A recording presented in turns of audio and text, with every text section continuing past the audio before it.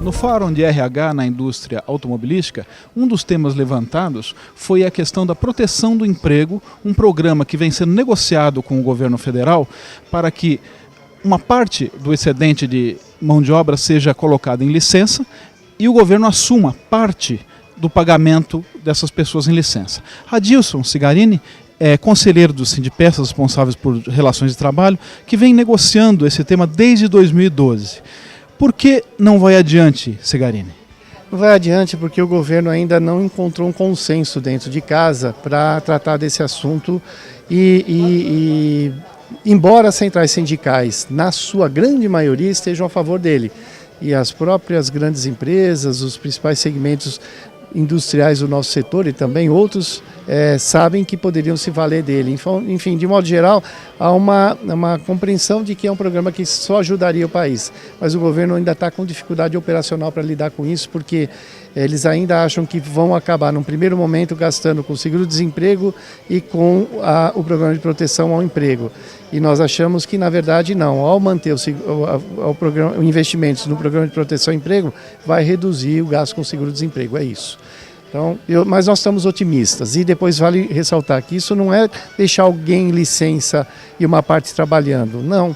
O programa de proteção ao emprego trata todos de uma maneira igual. A redução de jornada seria para todos os trabalhadores, a redução de salário seria na mesma proporção, aquilo que eles recebem da empresa, e do outro lado, eles receberiam uma subvenção das horas não trabalhadas do Estado, de maneira que todo mundo continuaria trabalhando na mesma quantidade de horas e recebendo um pouquinho a menos do que o salário do seu total, mas todo mundo empregado, seria muito melhor.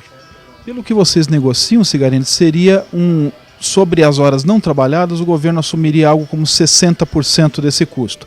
É esse o problema? O problema é o governo achar que vai gastar mais dinheiro com isso? Exatamente isso, você pegou no ponto.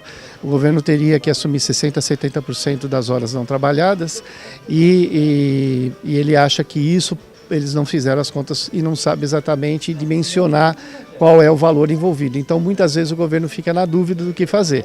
Mas nós temos certeza de que o governo já tem um problema, porque se as empresas não conseguem manter esse pessoal excedente dentro das fábricas, ao desligar, obriga o governo a pagar o seguro-desemprego de todo jeito. Então a ideia é que o governo gaste melhor esse dinheiro, gaste menos e consiga manter o pessoal trabalhando, seguro, e além do que as empresas e os trabalhadores continuariam contribuindo para a Previdência Social, e o desempregado não consegue fazer isso.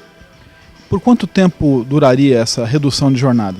Então, nós deixamos para o governo decidir isso. Nós achamos que algo como 6 meses, 8 meses, até 1 ano seria razoável, porque mais do que isso seria já uma crise estrutural e não uma crise temporária.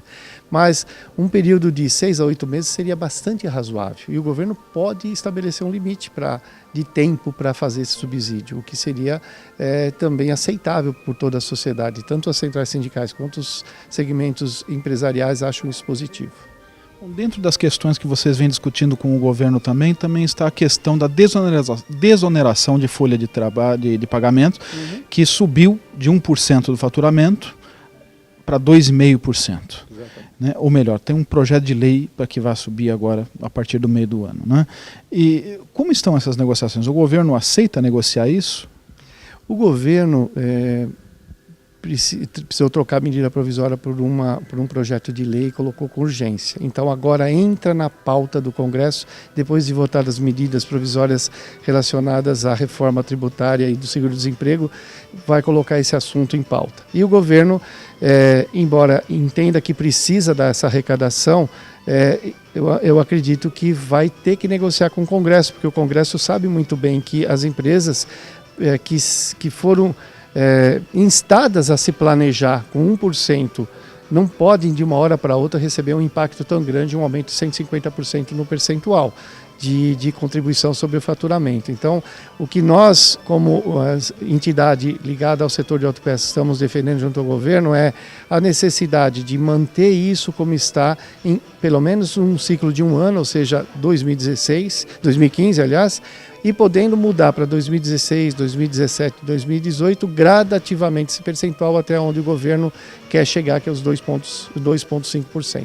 Essa talvez seja uma boa construção e o Congresso também, o relator da matéria, que é o deputado Leonardo Pisciani, está concluindo o seu relatório e nós vamos conhecê-lo ainda essa semana e provavelmente ele vai colocar uma tabela de tempo e percentual de crescimento até chegar onde o governo precisa. Existe chance desse pleito ser pelo menos parcialmente atendido? Eu acho que sim, porque quem vai decidir é o Congresso, é a Câmara em primeira instância, depois vai para o Senado.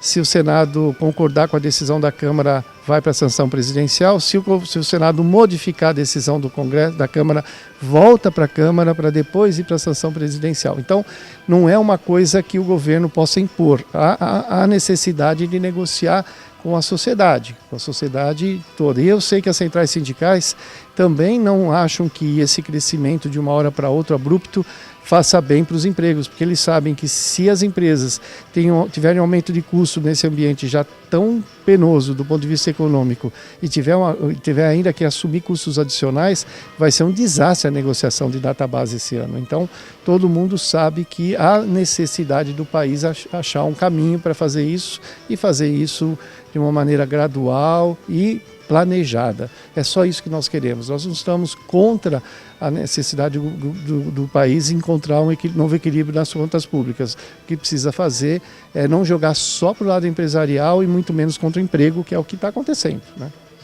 Agora, se voltar para os 20% de tributação sobre a folha, versus os 2,5% de tributação sobre o faturamento, as coisas se equivalem?